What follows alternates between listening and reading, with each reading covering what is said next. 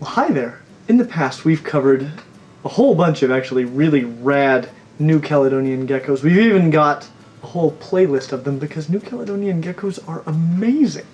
And I love pretty much all of them, especially the ones that are available here in the United States on a regular basis. But two of my very favorites are Crested Geckos, which are the one that I own. Well, I own a lot of Crested Geckos. I really enjoy breeding Crested Geckos. They're pretty easy to breed, easier than any of the other New Caledonian geckos in my experience. And their colors are so variable that it is just a blast to breed them. But they're not my very favorite as far as a pet. My very favorite pet is the Chahoua, or the chewie. I love them, but they are so expensive I can't afford one, and so I don't have any of those. And like me, you might love both of these geckos, but you might not be able to afford to have both of these geckos. And there is a thing that might be the perfect solution, and that is this crazy gecko. Because this crazy gecko is a hybrid, a cross between a Chahoua and a Crested Gecko, which is pretty insane. We're gonna score the Crested Gecko Chahoua hybrid gecko using our 5 categories, just like we always do. But before that, I want to talk about hybrids because this is a pretty weird thing. So the first thing I want to talk about is, well, what are hybrids? And I've already alluded to this a little bit, but hybrids are a cross between multiple species. Hybrids are controversial, and so I want to start out by talking about hybrids. I want to answer a few important questions. First, what are hybrids? Second, I want to talk about why hybrids are possible in some instances, like, say, a Crested Gecko Chahoua or a Z-donk or a liger, but not in all cases, like a griffin or a minotaur.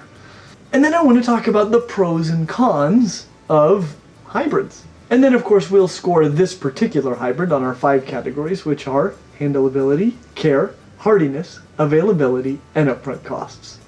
So to begin with, what are hybrids? Hybrids are an offspring produced by pairing 2 animals of different species. And that brings up a big question, like, what is a species?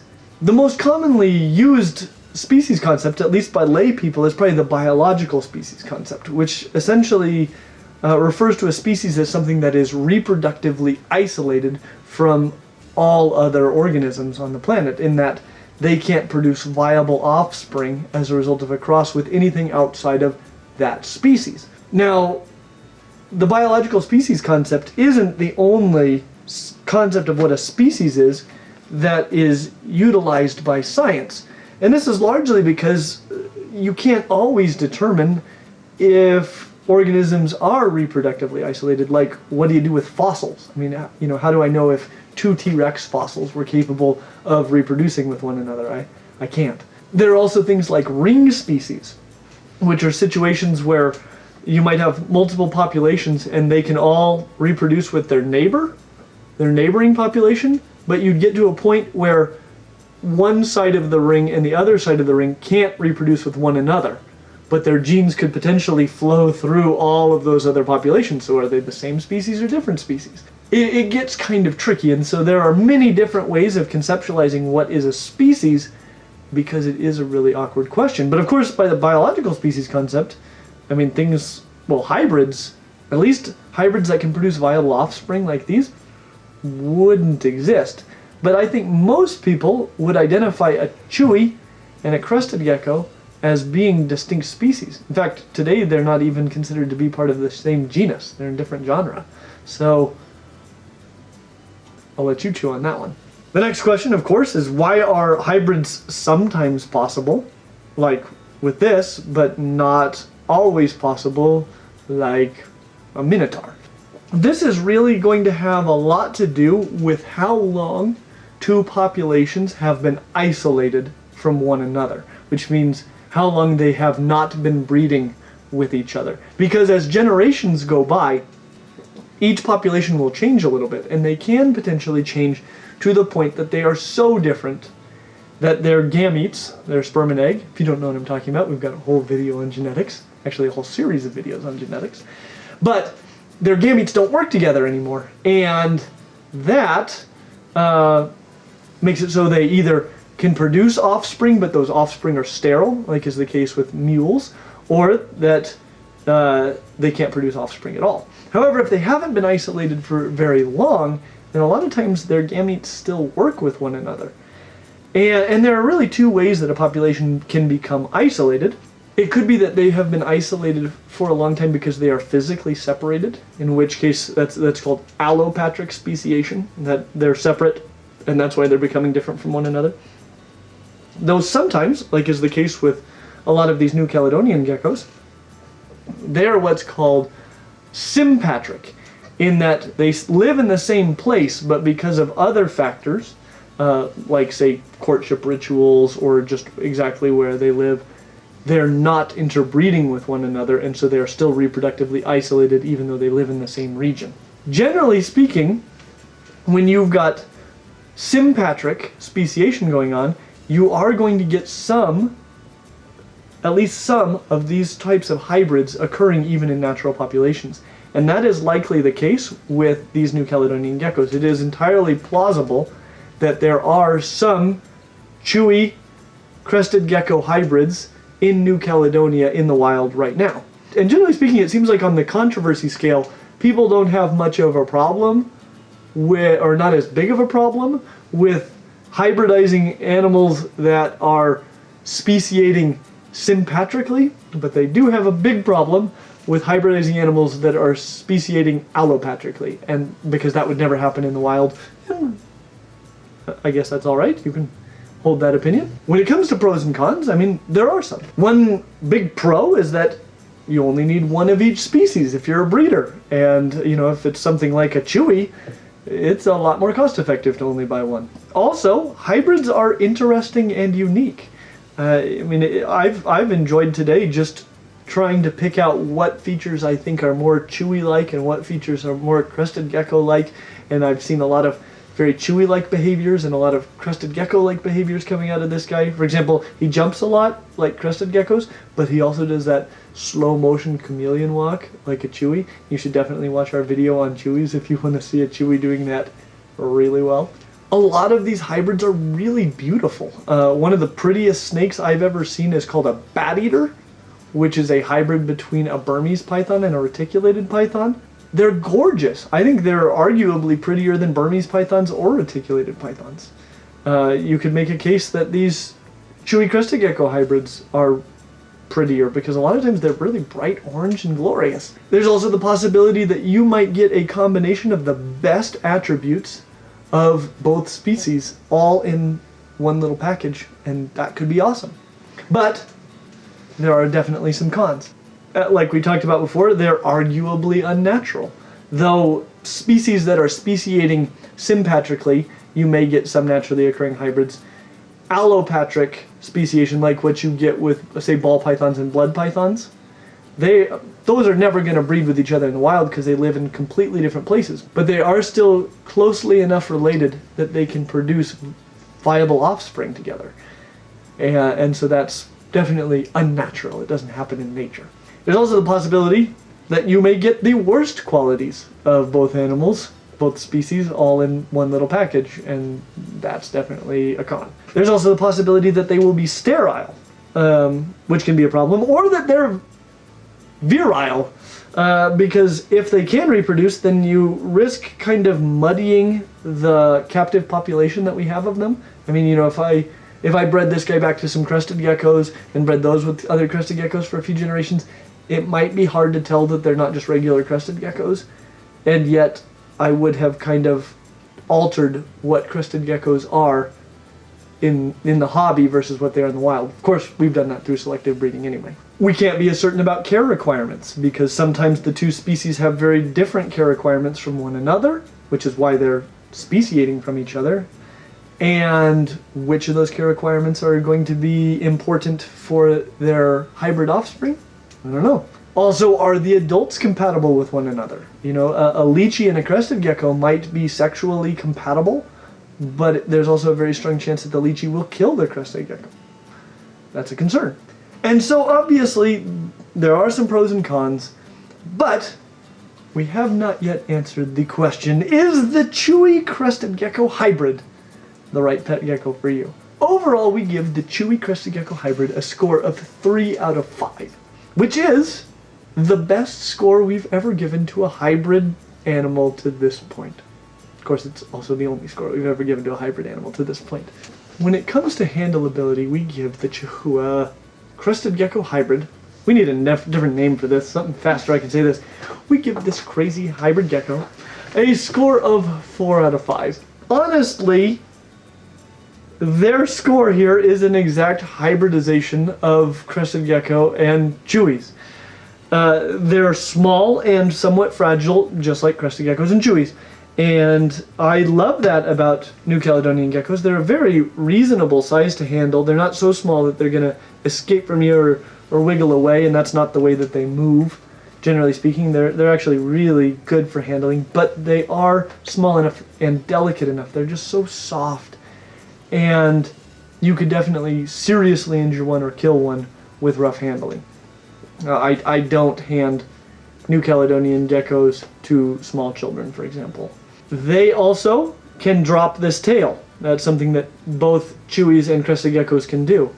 But I do have an enormous question mark here, which is, can they regrow that tail?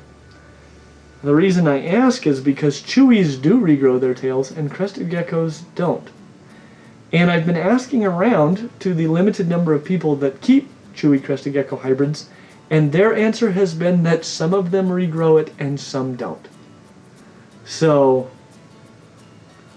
you could buy a bunch of these and test it for science, but right now I'm happy just knowing there's a chance. Overall though, these are just one of the best geckos, at least, that you could possibly handle, just like crested geckos and chewies. Like crested geckos, these guys jump a little bit more than chewies do. Excellent timing. And like Chahuas, they'll also do this kind of slow creeping walk. This gecko might actually understand spoken English. I'm not entirely sure. But he sure seems willing to do what I ask him to do. And that's amazing. They're also unlikely to bite, though they can.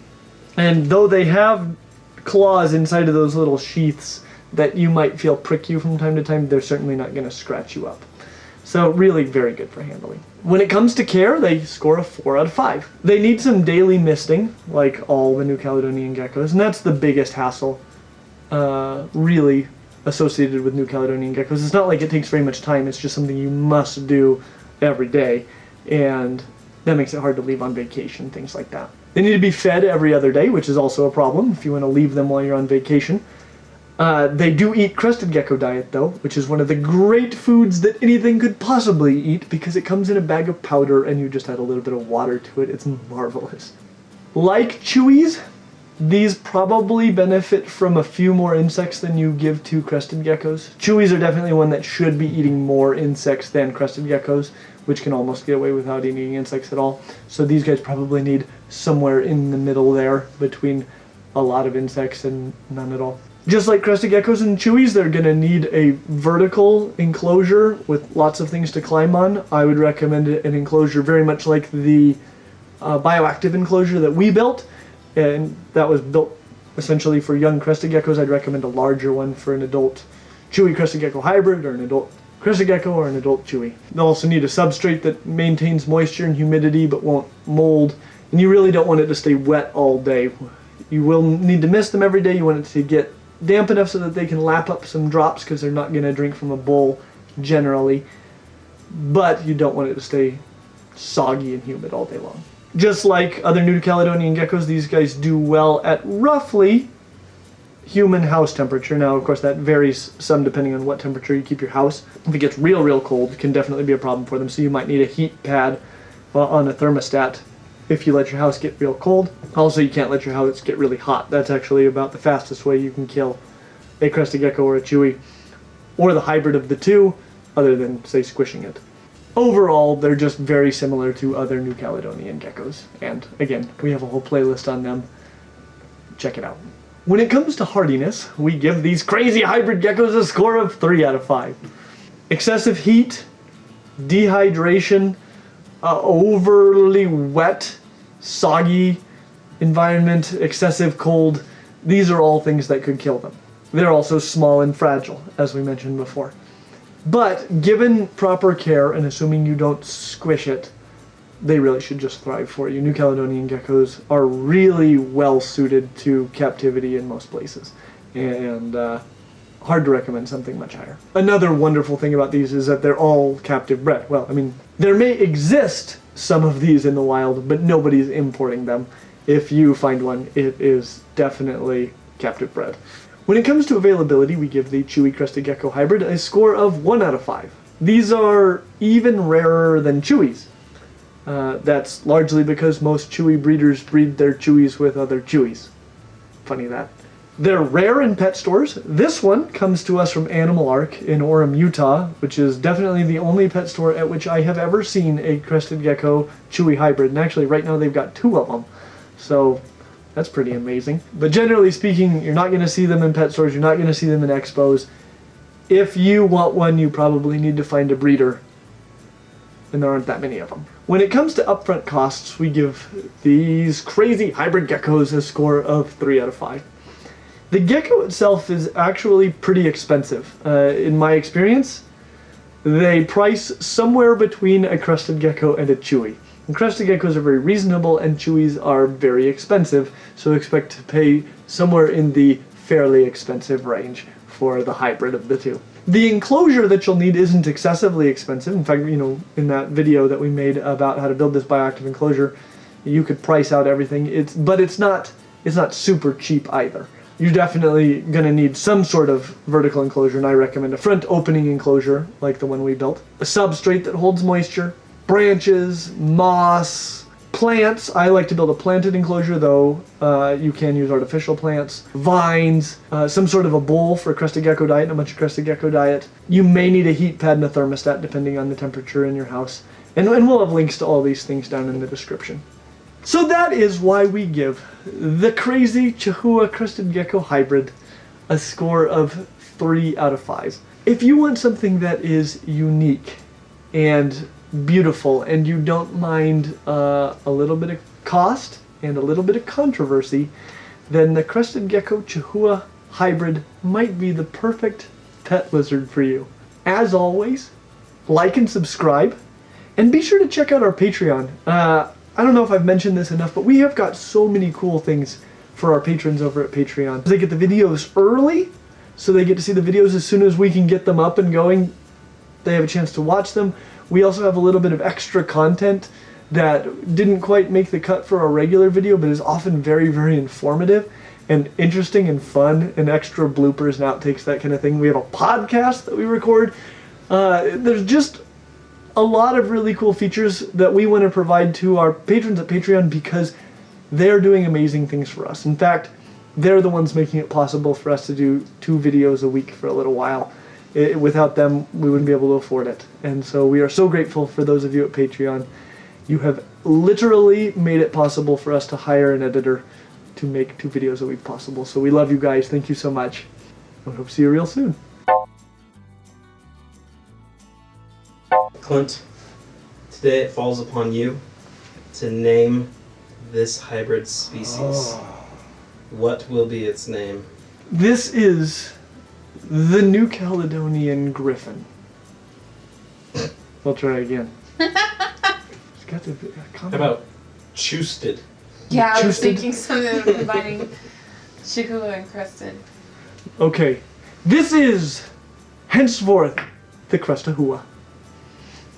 Chahoua. I like it. I like it. The Chahoua. Oh, here she comes. Well, come on, girl. Here she comes. Are I love the camera. Oh, good try. You've been trying to catch me. I know what the bloopers are gonna look like. Boing, boing, boing, boing. It's got the artifacts of a crest on the side of the head there. You look so goofy. In fact, he's got a super long intro, so we want. Oh, Good. Good jump on your camera. Yep. She's a jumper. it says she's Under the on camera. fire. Good job. I'm gonna jump then.